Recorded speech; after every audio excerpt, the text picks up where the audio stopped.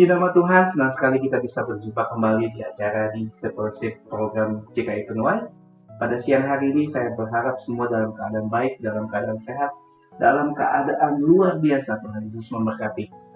Kita percaya bahwa setiap apa yang kita dengar, setiap apa yang kita lakukan saat itu semuanya bagi nama Tuhan.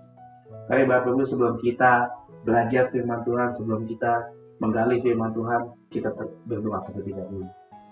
Sungguh hati kami memuji, memuliakan nama-Mu Tuhan. Biarlah kami terus Tuhan berfokus kepada Engkau.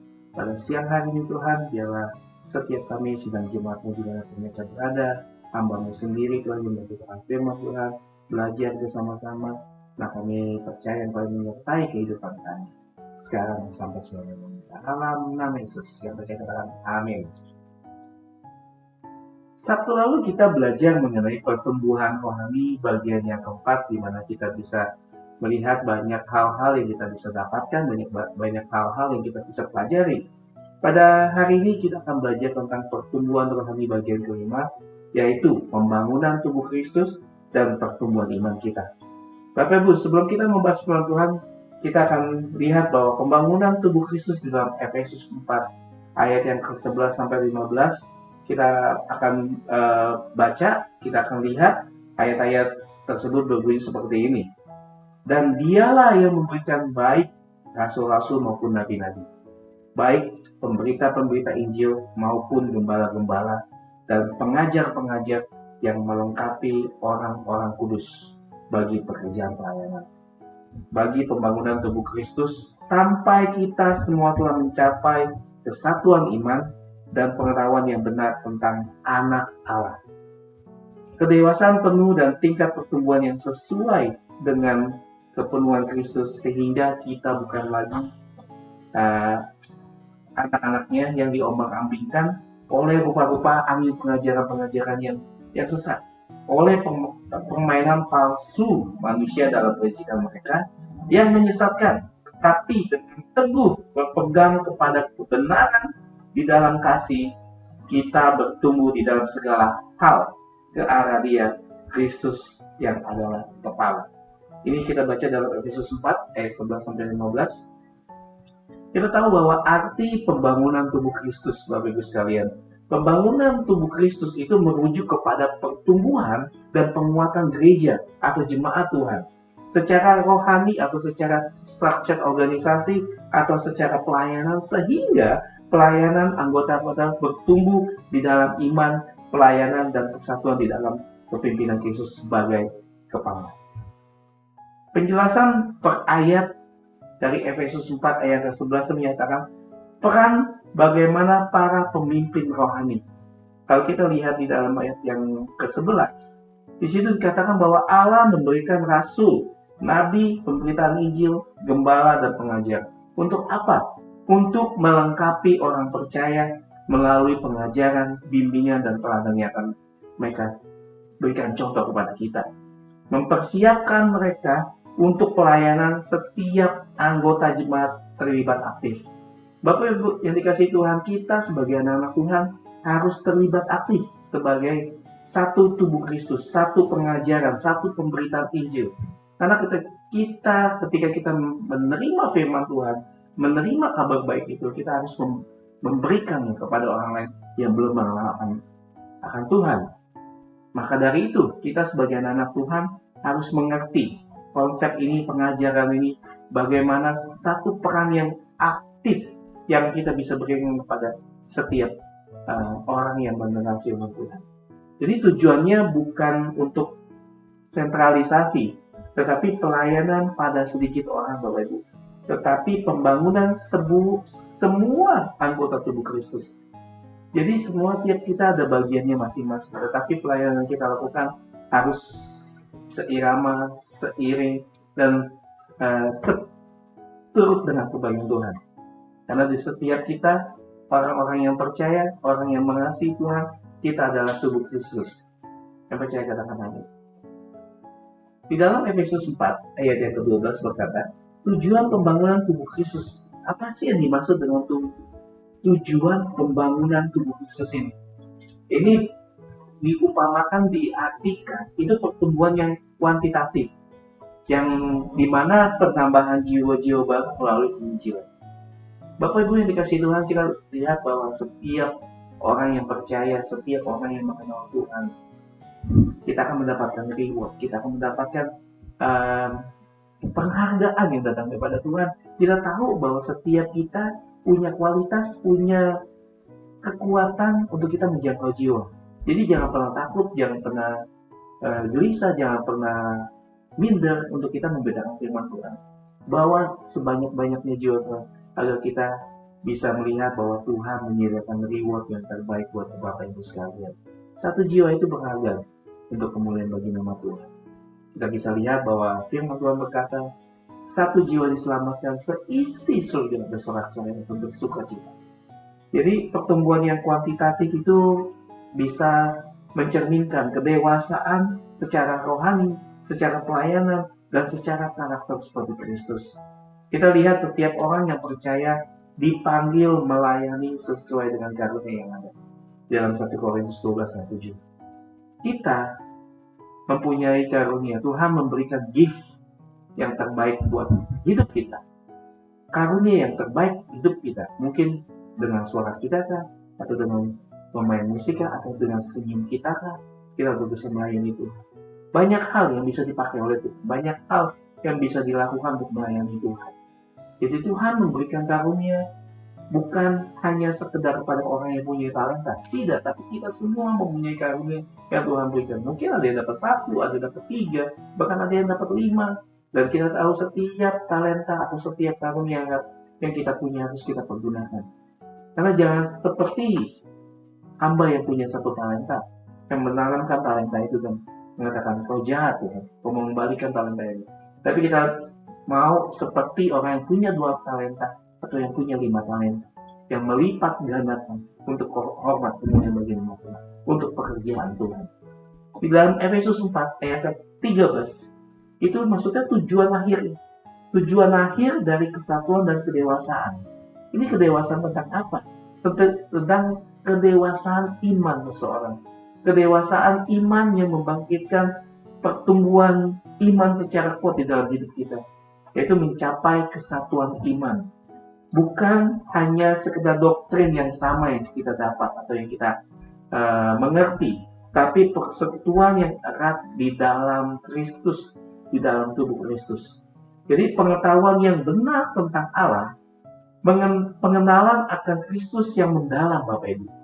Bukan hanya secara intelektual atau secara kita bisa baca firman Tuhan, kita bisa memberitakan firman Tuhan, tetapi hanya di pikiran kita, intelektual kita aja.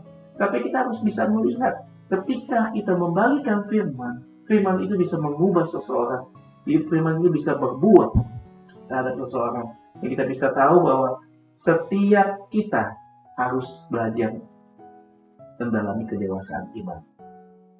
Ya, bukan hanya sekedar intelektual yang kita dapat, tapi juga pengalaman hidup kita, Bapak Ibu, yang kita bisa share dan kepada seseorang yang belum mengenal Tuhan. Kedewasaan penuh tidak mudah terpengaruh dengan ajaran-ajaran sesat. Di ayat 14 dan hidup di dalam kebenaran di dalam ayat 15. Banyak ajaran-ajaran palsu saat ini. Kita sebagai anak Tuhan harus waspada, harus berhati-hati tentang ajaran-ajaran yang menyimpang dari kebenaran firman Tuhan, yang menyimpang dari kebenaran akan namanya Bible, akan namanya ayat kehidupan itu. Dan kita harus melihat bahwa ini benar gak ya? Ini sesuai dengan Bible gak ya? Ini sesuai dengan firman Tuhan gak ya? Kalau tidak sesuai dengan firman Tuhan, hati-hati Bapak Ibu sekalian. Kita bisa tersesat dan bisa kita ombang-ambingkan. Karena di dalam firman Tuhan, di dalam kita lihat bahwa akhir zaman ini banyak yang menyesatkan, banyak yang mengajarkan ajaran-ajaran palsu. Tapi kita bisa lihat sebagai anak-anak Tuhan, kita harus belajar supaya kita tidak tersesat, supaya kita tidak terhilang, supaya kita tidak mudah diombang-ambingkan oleh ajaran yang saat ini menyesatkan banyak orang. Yang ayat yang keempat, di ayat yang poin yang keempat, Efesus 4 ayat 14 ini berbicara tentang bahaya ketidakdewasaan. Ada satu warning ketika anak-anak Tuhan yang diombang-ambingkan orang Kristen yang tidak secara dewasa imannya mudah terpengaruh dengan ajaran palsu. Contohnya mungkin doktrin kesesatan atau tren duniawi atau tren saat-saat ini. Mereka tuh mudah terperdaya oleh trik atau licik atau manipulasi dengan ajaran yang memutarbalikkan kebenaran. Kita harus waspada. Yang di Efesus 4 ayat 14 ini memberikan warning kepada kita. Bahaya ketidakdewasaan iman kita. Sehingga anak-anak Tuhan menjadi anak-anak Tuhan yang bayi rohani. Tidak bertumbuh secara iman. Di Efesus yang ke-15, di poin yang kelima, Efesus 4 ayat ke-15 ini berbicara tentang apa? Ciri tubuh Kristus yang sehat. Ciri tubuh Kristus yang memenuhi. Ciri tubuh Kristus yang benar-benar kuat di dalam segala hal. Jadi berpegang kepada kebenaran di dalam kasih. Poinnya itu kebenaran itu di dalam kasih, Bapak Ibu.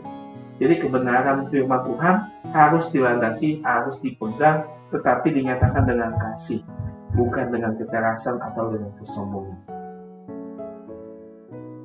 Dari segala sesuatu yang kita pelajari bahwa kasih itu adalah yang terutama. Mengasihi, Yesus mengajar kepada kita, kasihilah musuhmu, seperti engkau mengasihi dirimu sendiri.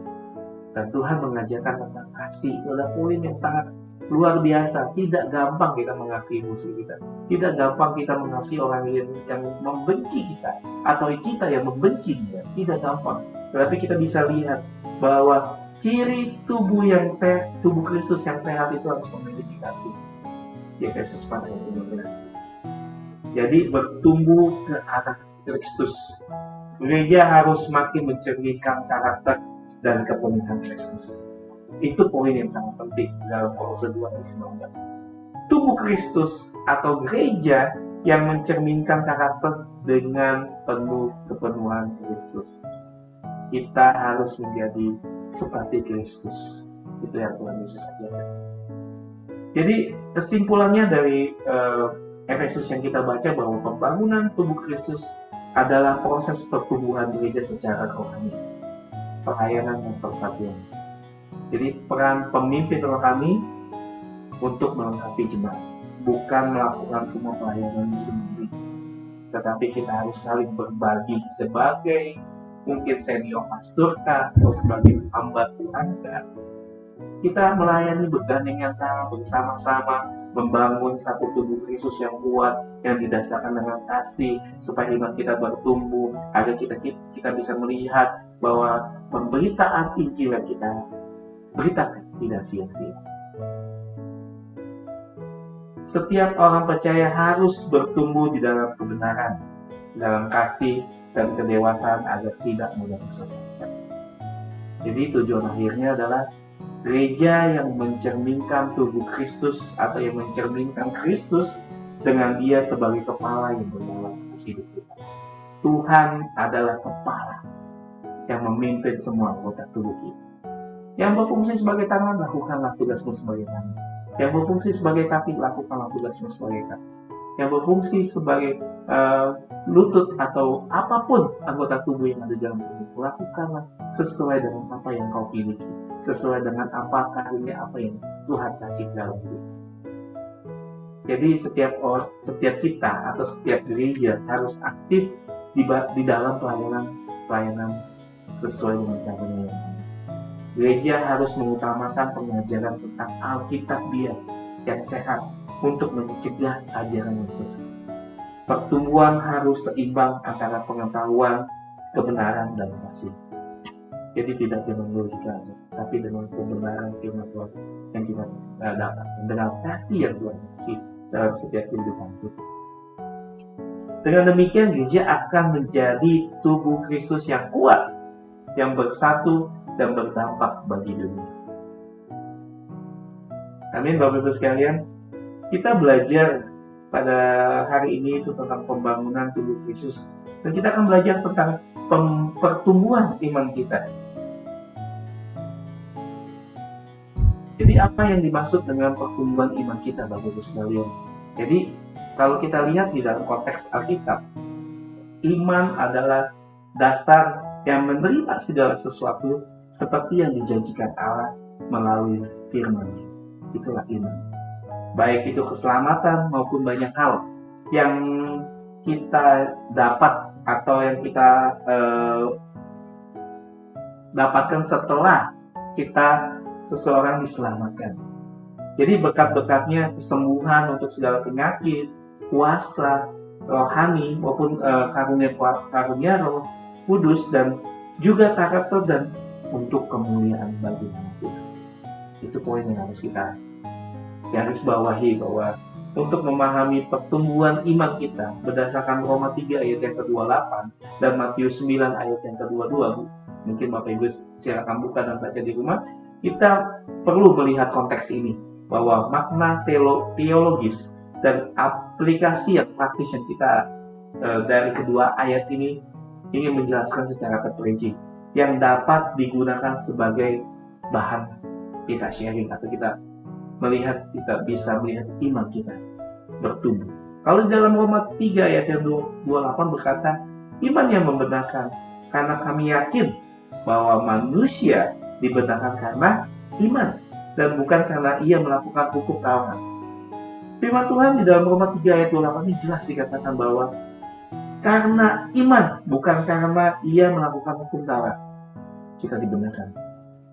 Jadi kalau kita lihat di konteks di ayat ini, bagian dari argumen Paulus tentang pembenaran akan iman oleh iman di dalam Roma 3 ayat yang ke-21 sampai ke-31, itu Paulus menegaskan atau Paulus mengajarkan bahwa keselamatan bukan hasil usaha manusia loh. Keselamatan bukan hasil kita untuk kita belajar hukum Taurat, tetapi kita dapat anugerah Tuhan, anugerah Allah yang diterima melalui apa? Imannya kepada Kristus. Imannya kepada Kristus untuk kita apa? Kita percaya akan keselamatan di dalam Kristus, Bapak Ibu sekalian. Jadi pertumbuhan iman dalam Roma 3 ayat 28 ini, yang pertama itu iman sebagai dasar pembenaran, di mana iman bukan sekedar percaya, tetapi penyerahan total kepada karya Kristus di atas kayu salib. Jadi pertumbuhan iman kita dimulai dengan menyadari bahwa kita tidak bisa menyelamatkan diri kita sendiri. Yang kedua, iman yang berbuah di dalam perbuatan. Maksudnya apa? Meskipun dibenarkan oleh iman, bukan karena perbuatan kita, tetapi iman yang sejati itu akan menghasilkan perbuatan-perbuatan yang baik. Contoh di dalam Alkitab, Abraham dibenarkan karena iman di dalam Kejadian 15 ayat yang ke-16. Di situ dikatakan, tetapi imannya diuji melalui ketaatannya. Ketika apa? Ketika dia mempersembahkan anaknya yang satu-satunya yang Tuhan berikan dalam hidup. Abraham masih adakah Abraham mempunyai iman untuk mempersembahkan anak? Dan terbukti Abraham mempersembahkan anak yang terbaik, dan dia memberikan yang terbaik. Dan kita bisa lihat Tuhan bisa merancangkan rancangan yang terbaik untuk Abraham, menguji iman Abraham. Dan yang ketiga, pertumbuhan melalui pemahaman atau anugerah Bapak Ibu. Semakin dalam kita memahami kasih karunia Allah, semakin iman kita bertumbuh di dalam kerendahan hati dan ketergantungan kita kepada Tuhan. Kita harus tahu bahwa kita manusia tidak bisa mengandalkan diri kita sendiri. Kita manusia tidak bisa mengandalkan orang lain. Kita manusia tidak bisa mengandalkan sesama. Kita manusia tidak bisa mengandalkan pendeta kita, atau orang yang kaya, atau orang yang kita kasihi, atau orang yang kita cintai. Enggak, Bapak Ibu. Tetapi sebagai orang percaya, yang perlu yang saya ingatkan, kita harus mengandalkan Tuhan. Apapun masalahmu, apapun resikomu yang kau hadapi saat ini, jangan pernah menyerah, jangan pernah berputus asa bahwa Tuhan selalu memberikan jalan yang terbaik. Tuhan selalu memberikan kekuatan di dalam kita menghadapi apapun. Asal kita mengandalkan Dia, bukan mengandalkan manusia. Yang setuju katakan amin. Jadi jemaat atau sidang Tuhan atau jemaat di mana pun Anda berada, diajak untuk kita bisa melihat akar dari iman kepada Kristus ini bukan pada prestasi rohani, tetapi iman yang bertumbuh terlihat dari hidup yang berbuah, dan berbuah bagi kemuliaan Tuhan. Itu yang paling penting, berbuah, bertumbuh bagi kemuliaan Tuhan. Matius 9 ayat 22 berkata, iman yang menyembuhkan. Tetapi Yesus berpaling dan memandang dia serta berkata, percayalah hai anakku, imanmu telah menyelamatkan engkau. Maka sejak saat ini sembuhlah perempuan itu. Di dalam Matius 9 ayat 22 ini, iman yang menyembuhkan. Kalau kita percaya, kita yakin, apapun pergumulanmu, masalah ekonomimu, masalah keuangan yang kau hadapi, masalah mungkin kau sedang bertengkar dengan suami, masalah apapun yang kau hadapi saat ini, mungkin kesehatan, atau apapun yang kau hadapi saat ini, asal kau beriman dan percaya dan tidak menolak, serahkanlah kekhawatiranmu kepada Tuhan. Karena semua kehidupan diatur oleh Dia. Kehidupan yang kita percayai, asal kita ada iman dan percaya kepada Tuhan, hidupnya akan begitu. Di situ Tuhan Yesus menegaskan bahwa perempuan yang sakit pendarahan selama 12 tahun menyentuh jubah Yesus dengan keyakinan bahwa dia bisa menyentuh. Asalkan itu jubah ini, aku akan sembuh. Itu iman yang dilakukan wanita yang pendarahan 12 tahun dulu. Jadi Yesus ingin menegaskan bahwa imannya lah yang menyelamatkannya, bukan secara fisik maupun secara spiritual bukan, tetapi iman ibu itu. Jadi pertumbuhan iman di dalam Matius 9 ayat yang ke-22 ini, poin yang pertama itu iman yang berarti dan aktif.